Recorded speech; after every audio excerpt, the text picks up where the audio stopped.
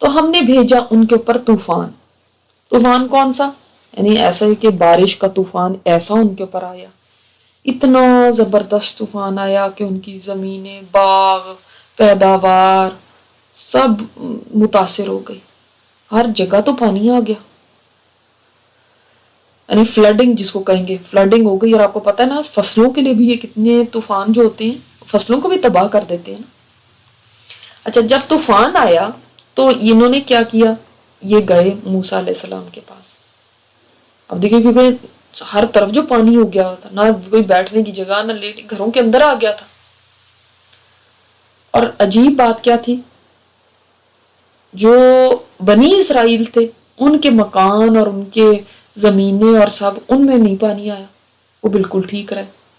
ہو سکتا ہے نا جیسے ہم کہیں کہ ایسی جگہ پہ ان کے گھر ہوں گے، ارے انہوں نے ساتھی تو نہیں ان کے گھر بنائے ہوئے تھے نا، ان کو تو یہ غلام اور اس طرح سمجھتے تھے، ان کے تو الگ سے ایک ایریا، جیسے ہوتا ہے نا کئی پوش ایریاز ہوتے ہیں بڑے بڑے لوگوں کے رہنے والے، اور کئی ہوتے ہیں جہاں پہ بیچارے غریب لوگ رہتے ہیں.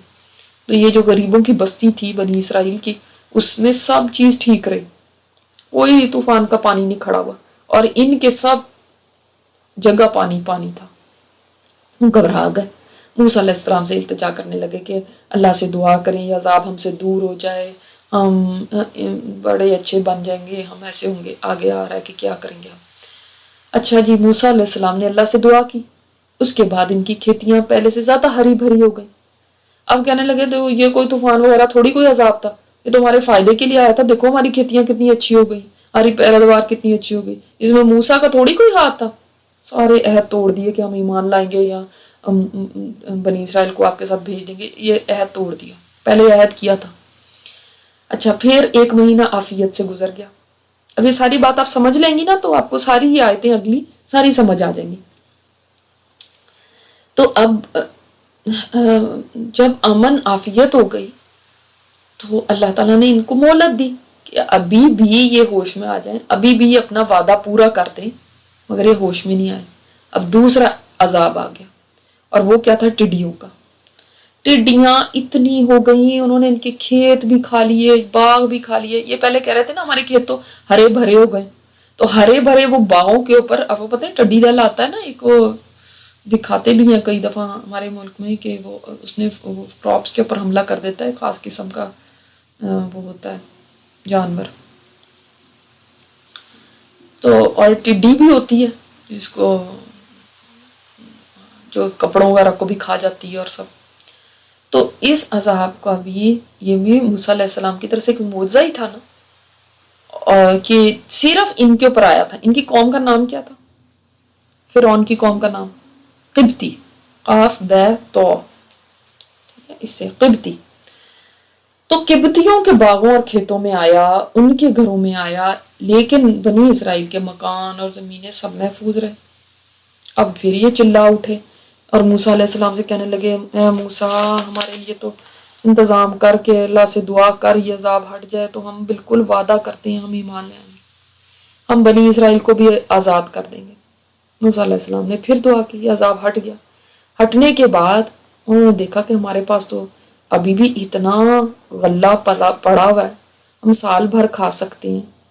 اور یہ جو کراپس ہیں، یہ جو رئی سئی تھی وہ بھی انہوں نے کاٹ لی، تو اب کیا مشکل ہے، اب تو کچھ نہیں ہو سکتا نا، کیونکہ ہم نے تو اب کراپ کاٹ کے اپنے گھر میں رکھ لیے. 1 مہینہ اللہ نے پھر مہلت دی. انہوں نے نہ ایمان لے کر آئے، نہ بنی اسرائیل کو ساتھ دی. اللہ نے پھر بھی 1 مہینہ مہلت دی. اس مہلت کے بعد تیسرا عذاب آیا، کمل کا، الکملہ، جوؤں کا، سسریوں کا. بالوں میں جوئیں پڑ گئیں، کپڑوں میں پڑ گئیں. اور کمل نا اس کے لیے بھی گھن کے کیڑے کے لیے بھی آتا ہے. گھن کا کیڑا کو پتا نا گلے میں اگر لگ جائے تو سارا گلے کو خراب کر دیتا ہے. تو ہو سکتا ہے دونوں قسم کے کیڑے ہوں، جوئیں بھی ہوں اور گھن بھی لگ گیا ہو. تو غلے میں جو انہوں نے بڑی اپنے طور پہ کراپس کاٹ کے تو گھر میں رکھ لی تھی، انہوں نے کہا کہ اب کیا فرق پڑتا ہے، تو اس کے اندر کیڑا لگ گیا. اور اپنے اوپر بھی، اپنے کپڑوں پہ بھی، سارے جسم پہ بھی جوئیں ہی جوئیں ہو گئی. اب کیا تھا، اپنا بھی حال برا اور غلے کا حال کیا تھا کہ اگر مثلاً 10 کلو کا گیہوں ہے تو پیسنے کے بعد نکالتے تھے تو 3 کلو رہ جاتا تھا. یعنی اتنا زیادہ وہ گن کا کیڑا کھانا شروع ہو گیا. اور کہا جاتا ہے جوؤں نے تو ان کے یہ حال کرتے تھے، بال بھی، پلکیں بھی، بویں بھی کھا لی تھی، اتنا کاٹا ہوا تھا ان کو. اللہ تعالیٰ معاف فرمائے. کہنے کو یہ بہت چھوٹے چھوٹے کیڑے ہیں مگر یہ بھی اللہ کی فوجیں ہیں. اللہ کے لشکروں کو سوائے اس کے کوئی نہیں جانتا. یہ اللہ کے لشکر ہیں. اللہ اتنا سا کیڑا بھی مسلط کر دے نا تو انسان کی جان مصیبت میں آ جاتی ہے. کبھی دیکھیں کسی کو جوں پڑ گئی ہو تو اس کے لیے کتنا ایک یعنی تکلیف دہ ہے چیز، حالانکہ وہ تو تھوڑی سی جوئیں ہوتی ہیں. ان کے تو حال یہ تھا، ہر طرف جوئیں، ہر طرف جوئیں.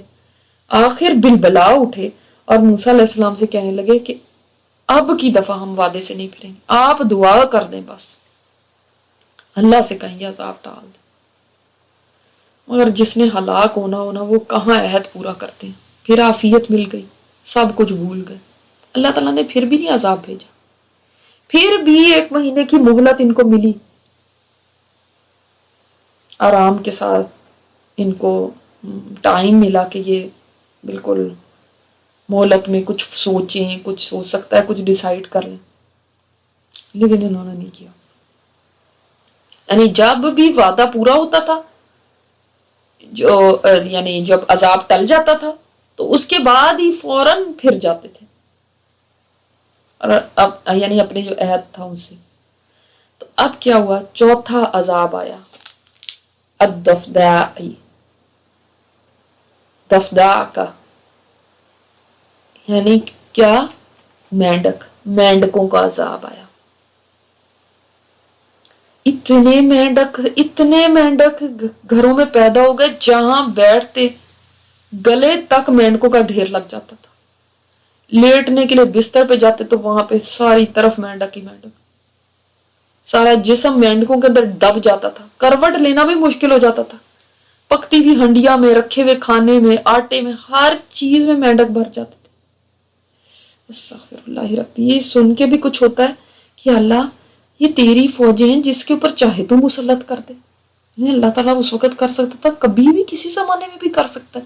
یہ جو آج دنیا میں آپ بیلنس دیکھ رہے ہیں نا کہ آپ یعنی مینڈک ہیں تو وہ اپنی تعداد میں اتنے ہی ہیں، آپ کے گھروں میں نہیں پھر رہے، یا جوئیں ہیں وہ اتنی ہیں جتنی اللہ نے رکھی ہیں. ایسا نہیں ہے کہ ہر طرف جوں ہی جوں ہو جائے یا ٹڈیاں، یا جو بیلنس ہے نا دنیا میں یہ اللہ کی طرف سے ہے.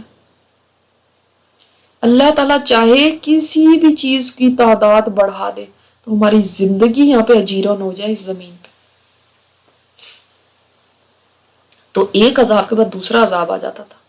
تو ہر چیز میں مینڈک بڑھ گئے. آج ہی جا کے رونے لگے، پہلے سے بھی زیادہ پکے عہد کر لیے، بس اب کی دفعہ نہیں ہم توڑیں گے. موسیٰ علیہ السلام نے پھر دعا کی، پھر عذاب ٹل گیا. لیکن دیکھو یہ کیسے بدبخت تھے، ان کو پھر بھی ہوش نہیں آیا. اس عذاب سے نجات پا کے پھر اسی پہ ہٹ دھرمی پہ جم گئے. کہنے لگے اب تو ہمیں اور بھی یقین ہو گیا موسیٰ تو جادوگر ہے، یہ سارے اس کے جادو کے کھیل ہیں، یہ کوئی نبی وغیرہ نہیں ہے. پھر اللہ تعالیٰ نے 1 مہینے کی مہلت دی. اس مہلت سے بھی کوئی کام فائدہ نہیں ہوا. تو اب کیا ہوا؟ دم، خون کا عذاب آیا. خون کا یہ حال تھا، ہر کھانے پینے کی چیز خون بن جاتی تھی. کنویں، حوض، جہاں کہیں پانی نکالتے تھے نا وہ خون بن جاتا تھا. کھانا پکانے کے لیے رکھتے تھے وہ خون بن جاتا تھا. اور پھر دیکھیں موسیٰ علیہ السلام کا معجزہ کہ اس عذاب سے بھی بنی اسرائیل محفوظ تھے. وہ قوم فرعون جو تھی نا وہ پانی بنی اسرائیل کے گھروں سے منگوانے لگی کہ ان کے گھر میں پانی ہے، یہاں پہ ہمارے گھروں میں تو سارا پانی خون بن گیا. لیکن جب قوم فرعون کے ہاتھوں میں وہ پانی آتا تو پھر سے خون بن جاتا. ایک ہی دسترخوان پہ اگر بیٹھ کے کوئی قبطی اور کوئی بنی اسرائیلی کھانا کھاتا تو جو لقمہ اسرائیلی اٹھاتا وہ اپنی حالت پہ ٹھیک رہتا، کھانا ہوتا. جو لقمہ قبطی اٹھاتا تھا یا جو پانی کا گھونٹ قبطی پیتا تھا منہ میں جاتے ہی خون بن جاتا تھا. اکبرو تو انہوں نے تکبر کیا، وکانوا قوما مجرمین، اور وہ مجرم قوم تھی۔ یہ ان کا تکبر ہی تو تھا کہ مان کے نہیں دیا۔ عذاب بھی ہو سکتے ہیں، اور رجز سے مراد یہ بھی کہا جاتا ہے کہ یہ طاعون کی بیماری یہ بھی ان کے اندر آئی تھی، پلیگ جس کو کہتے ہیں۔ ان لوگوں پہ یہ وبا مسلط ہو گئی تھی جس کے ان کے 70,000 آدمی ہلاک ہو گئے تھے۔ تو جب ان کے اوپر واقع ہو گیا رجز، اچھا آپ کتنے ہو گئے یہاں پہ عذاب، آپ دیکھ لیں یہ 5 عذاب ہیں، 5 عذاب یہ ہو گئے، پھر ہم پیچھے یہ دیکھا ہے کہ قحط سالی ہو گئی، وہ بھی ایک عذاب ہے۔ اسی طرح جو موسیٰ علیہ السلام نے دکھائے آثار ید بیضا، یہ بھی ایک ایک معجزہ ہو گیا، 8 یہ معجزے ہو گئے۔ یہاں پہ ان سب کا ذکر ہے کہ کتنے معجزے ان کو دکھائے گئے، کتنی نشانیاں دکھائی گئی، مگر یہ تب بھی ٹس سے مس نہیں ہوئے، تب بھی ان کو ہوش نہیں آیا، خود پہلے اللہ کے سامنے گڑ گڑائیں۔ اس لیے کہ دیکھیں ایسے ہی ہے کہ اگر مجھے کوئی تکلیف ہو اور میں آپ کو کہوں کہ آپ رو لیں میری جگہ، آپ ہائے ہائے کر لیں میری جگہ، تو آپ ہائے ہائے کریں گی، لیکن آپ کی ہائے میں نا وہ تڑپ نہیں ہوگی جو میری ہائے میں ہوگی، وہ تکلیف میرے ساتھ ہے، ٹھیک ہے۔ اسی طرح دعا ہے، جس کا مسئلہ ہوتا ہے جتنا وہ تڑپ کے مانگ سکتا ہے نا کوئی دوسرا نہیں مانگ سکتا، جس کے اوپر تکلیف ہے جتنی وہ بے چینی کے ساتھ اللہ تعالیٰ سے گڑ گڑا سکتا ہے دوسرا نہیں کر سکتا۔ اس لیے اپنے لیے خود دعائیں مانگے، دعائیں مانگنا سیکھیں۔ دعا انسان کا اللہ سے تعلق شو کرتی ہے۔ انہوں نے دعا بس موسیٰ علیہ السلام کے ذمہ ڈال دی، اس لیے کہ آپ کا تو منصب ہے نا، لوگوں کو حق کی دعوت دینا، ان کی تربیت کرنا، یہ آپ کا منصب ہے، یہ آپ کا کام ہے۔ تو اب آپ کا یہ کام ہے تو آپ کا ہی کام ہے آپ دعائیں بھی کریں ہمارے لیے، یعنی زندگی تو ہم نے بدلنی نہیں ہے، اب دعاؤں کے اوپر ہی ہیں، اب تم ہمارے لیے دعا کر کے ہمارا سب کا کام ٹھیک کراؤ۔ جب ان کے اوپر سے عذاب ہٹا دیے جاتے علاجن ایک مقرر مدت تک، میں نے آپ کو بتایا نا کہ عذاب بھی ایسے نہیں آتا تھا کہ وہ آتا ہی جا رہا ہے ایک دم اوپر تلے آ رہا ہے، نہیں ایسے نہیں آتا تھا، ایک معین وقت تک رہتا تھا ان کے اوپر، پھر جب ٹل جاتا تھا تو کچھ مہلت دی جاتی تھی، اس کے بعد دوسرا عذاب آتا تھا، پھر ٹل جاتا تھا تو پھر کچھ ٹائم دیا جاتا تھا، پھر تیسرا آتا تھا، تو الگ الگ اپارٹ تھے سارے عذاب۔ تو جب بھی کشفنا عنہم الرجس، جب بھی ان سے عذاب ٹال دیتے ہم، الی اجل ہم بالغوہ، ایک مقرر مدت تک وہ اس کو پہنچنے والے ہوتے تھے، تو اذا ہم ینکثون، وہ اس وقت اس کو توڑ دینے لگتے تھے، اس عہد کو ہی توڑ دیتے تھے، اب اس کی مدت کو پہنچنے لگتے تھے اس کو توڑ کے رکھ دیتے تھے۔ نہیں اب تو ٹائم ہے نا کہ اب آپ ان کو بھیجیں بنی اسرائیل کو ہمارے ساتھ، اب ایمان لے کر آئیں، تو انکار کر دیتے تھے، گھر کے اندر غرق کر دیا۔ کیوں ایسے ہی نہیں کر دیا، بِأَنَّهُمْ كَذَّبُوا بِآيَاتِنَا، اس لیے کہ انہوں نے جھٹلایا ہماری آیات کو۔ کون سی آیات؟ ابھی تو تورات بھی نہیں اتری تھی، کون سی آیات کی بات ہو رہی؟ یہی جو سائنس، یہ جو نشانیاں اللہ نے دکھائیں ان کو جھٹلاتے رہے، ان کو ماننا ہی نہیں، ان سے وَكَانُوا عَنْهَا غَافِلِينَ، ان سے غافل رہے، لاپرواہی اختیار کی، نہیں بجائے سیریس لیتے ان چیزوں کو، سیریس بس اس وقت تک لیتے تھے جب تک ان کے اوپر وہ مصیبت آئی ہوتی تھی، گزر جاتی تھی تو پھر ہم نہیں مانتے۔ ایسے لگتا ہے جیسے ہماری باتیں ہو رہی ہیں۔ آخر کار اللہ تعالیٰ نے جب ان کو غرق کر دیا تو بنی اسرائیل کو اللہ نے وارث بنا دیا کس جگہ کا؟ یہ فرمایا جو مشارق الارض و مغاربہا التی بارکنا فیہا، وہ اس زمین کا جس میں برکت دی گئی مشرقوں کا اور مغربوں کا۔ جب بعد میں سلیمان اور داؤد علیہ السلام کا دور آیا تھا تو اس وقت تو بہت ہی خوشحالی آ گئی تھی ان کے اوپر، وہ تو بات کی بات، لیکن اس سے پہلے بھی مصر اور شام کی اللہ تعالیٰ نے ان کو حکومت دے دی تھی۔ مصر میں تو خالی ہو گیا جب فرعون ڈوب گیا، یہاں پہ بھی یہ قابض ہو گئے تھے، اور شام میں بھی جو جس سرزمین سے یہ اوریجنلی آئے تھے، بلونگ کرتے تھے، اس کو بھی ان کے ہاتھوں میں دے دیا تھا۔ بنی اسرائیل کے. اب یاد رکھیں قبطی الگ ہیں اور بنی اسرائیل الگ ہے, ٹھیک ہے. قبطی اور وہ تو سارے ڈوب گئے. اب اللہ نے ان کو دے دی یہ وراثت. اللہ نے وعدہ کیا تھا نا ان سے کہ میں دے دوں گا تمہیں. اور یہ نوٹ کریں کانو یستضعفون یہاں پہ کہا گیا, کمزور بنائے گئے تھے جن کو, یعنی کمزور سمجھا گیا تھا, ان کو اللہ نے دے دی مشرق اور مغربوں کی وراثت. یہ نہیں فرمایا جو قوم کمزور تھی, نہیں, وہ کمزور نہیں تھی, اس کو کمزور سمجھا گیا تھا. کیا اشارہ ملتا ہے اس میں کہ اللہ تعالیٰ جس قوم کے ساتھ ہو وہ کبھی کمزور نہیں ہوتی, چاہے وہ کسی حال میں بھی ہو. دنیا میں لوگ دھوکہ کھا جائیں گے, سوچیں گے یہ کمزور ہیں, یہ تو ایسے ہی ہیں, یہ تو دیکھیں غلام بنائے ہوئے تھے نا, اتنے کمزور کہ ان کے بچے ذبح کر رہے ہیں وہ کچھ نہیں کر سکتے, لیکن وہ کمزور اور ذلیل نہیں تھے, کیونکہ اللہ ہے جو عزت دینے والا اور قوت دینے والا ہے. تو عز من تشاء و تذل من تشاء, اور اس نے وارث بنا دیا. دیکھیں پھر جو کوئی سوچ بھی نہیں سکتا تھا کہ یہ غلام لٹی پوٹی قوم ایسے ہو سکتی.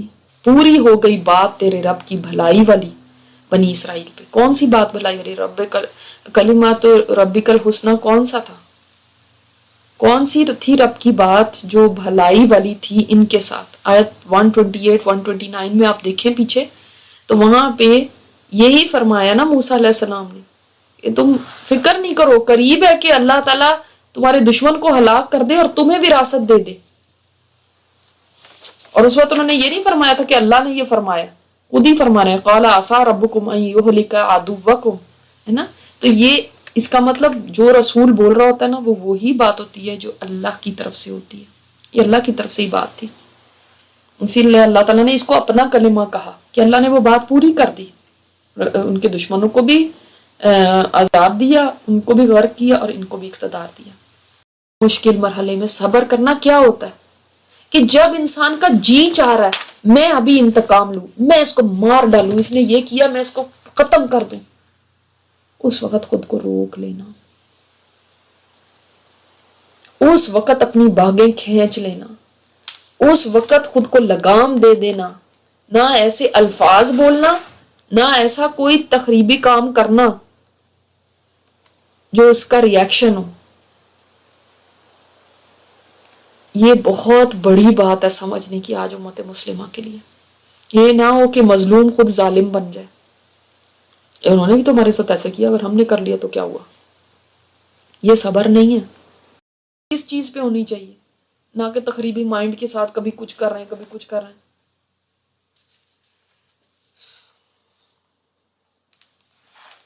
تو اب کیا ہوا؟